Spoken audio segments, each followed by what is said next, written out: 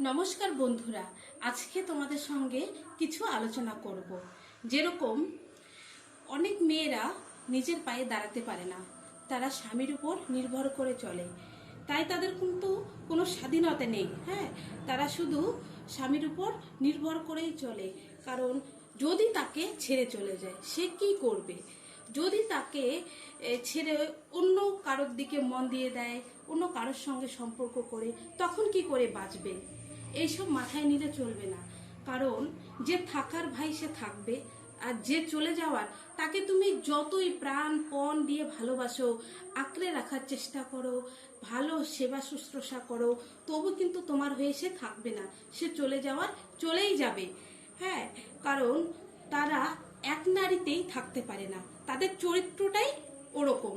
তাদের হাজারো নারী হলে তাদের বেশি ভালো।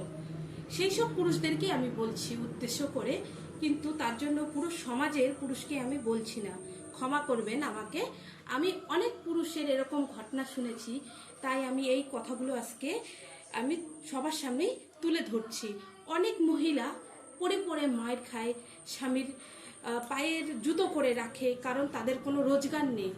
কিন্তু আজকের নারীরা সেই 10 বছর পিছিয়ে যাওয়া সময়ের নারী না, এখন অনেক এগিয়ে গেছে আমাদের সমাজ। সব নারীকেই জাগতে হবে, সচেতন হতে হবে। কারণ আমাদের দেশে এখনো নারীদের পক্ষে বেশি আইন আছে। সেই আইনের হাত ধরে তুমি বাঁচতে পারবে। তুমি কেন শেষ হবে নিজেকে, বা শেষ করবে কেন তুমি নিজেকে? কারণ তোমার তো সন্তান আছে না, তুমি তো সন্তানদের জন্ম দিয়েছো 10 মাস পেটে ধরে। কেন তুমি শেষ হবে নিজেকে? তুমি লড়ো, বাঁচো।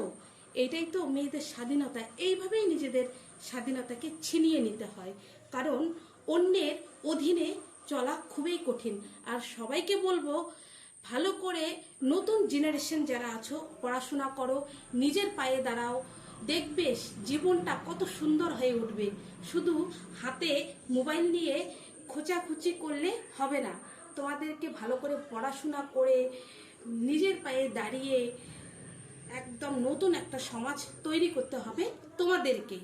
আর তোমাদেরকে দিয়েই শুরু হবে, নতুন জেনারেশনদেরকে নিয়েই। ধন্যবাদ।